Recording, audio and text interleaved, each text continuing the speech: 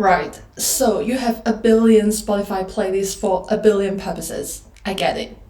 Workout, study, winding down, 3 a.m., your first breakup, housewarming party, 7 a.m. drive to work, laundry work, your second breakup, happy hour, dance EDM, and so on. Yeah, we all can't live without music, and we have all said that at some point in our life. But you know that's not therapy, right? Today, I'm going to talk about how we can leverage music to improve our life and well-being. Music is more than just something to brighten up our day, to change the atmosphere, or to stimulate us. And the best part is, you can do it anytime, anywhere you want, on your own. So let's get started.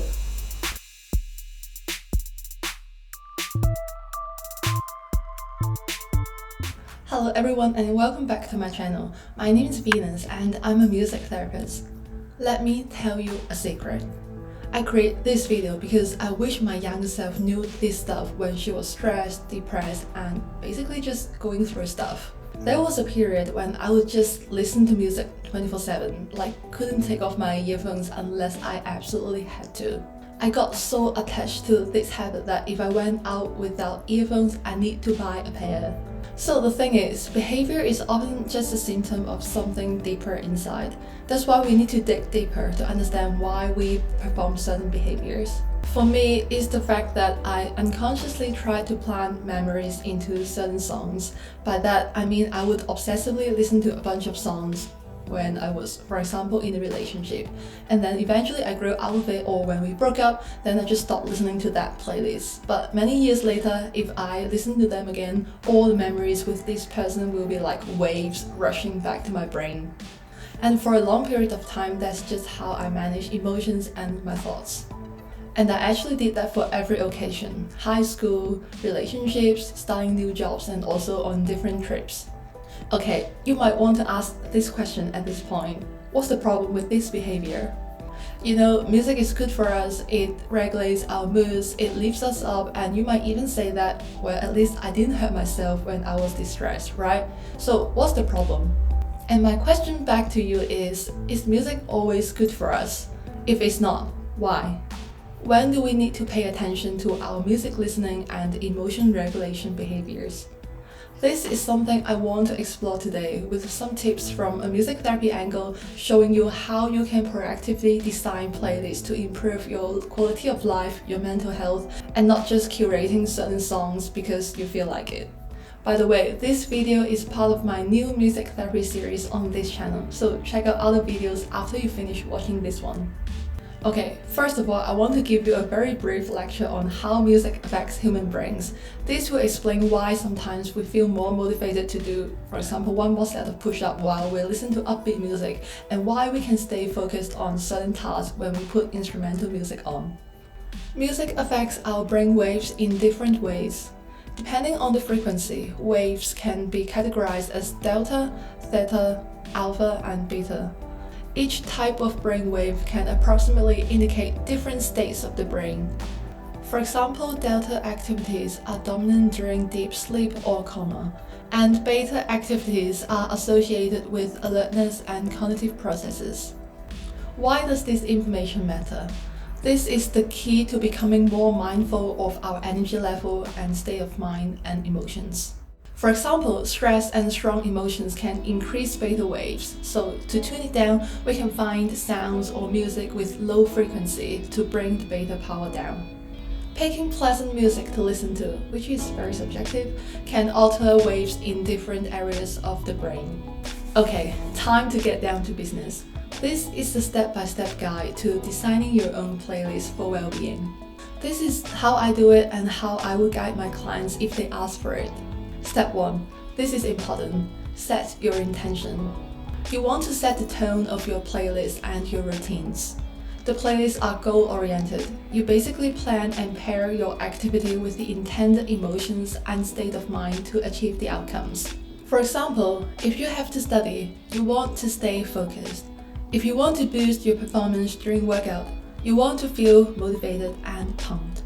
If you have to do housework you don't feel like doing, you want to be entertained or even distracted. And if you want to ease into sleep, you want to feel calm and peaceful.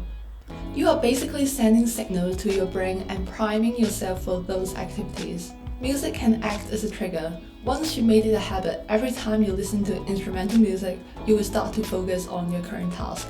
You can also regulate your emotions with your playlist, in a mindful manner, of course. You can pair calm with the feelings of anxiety, stress, overwhelm, and restlessness, and then upbeat feeling with flat or unmotivated feelings.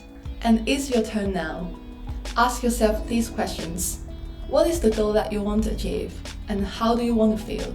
And when do you want to listen to music? Step 2. Find the music that matches those emotions. Now that you have your intention set, it's time to curate your music. You might already have several playlists that you listen to, but now let's be mindful about that. I personally enjoy the playlists on Spotify, like they have great study, workout, and winding down playlists, but I noticed my performance fluctuated with different genres. So what you need to do in this step is to spend some time to test and analyze how music makes you feel. If you don't already have preferences, spend a week or two to test it out. For example, can you focus on a task with or without music? If with music, does that come with lyrics or is it just instrumental? Are they classical pieces, lo-fi music, or movie theme songs? If you listen to music during workouts, do you listen to pop, rap, heavy metal, or rock? When you are driving or doing housework, do you listen to upbeat or gentle music? When you are winding down, do you listen to jazz, R&B, or meditative music? Remember, there is no rule. You understand yourself the most. What works for others might not work for you. I cannot decide for you. Have fun and enjoy the experiments. Step 3. Compile your chosen music into playlists on your preferred music streaming service. Now that you know how you want to feel and you got the right music for it, it's time to just compile them in one place for easy access. Pick your favorite music streaming service, create the playlist, and put all the corresponding songs in them. Make sure they are accessible. That would hugely increase your chance of using those lovely playlists. By the way, do you know that you can ask Siri to pull up the Spotify playlist for you? I used to subscribe to Apple Music, but this year, finally, officially, I shift to Spotify. If you ask Siri to play a song, the default setting will be Apple Music, but there is a way to play that on Spotify, and let me show you. So as you can see now, this is one of my Spotify playlists, and this is like the order. So the first song is like Better Than Feeling Lonely. So now I'm gonna ask Siri to play some music for me. Hey Siri, play my 2021 playlist on Spotify on shuffle. 2021 now shuffling on Spotify.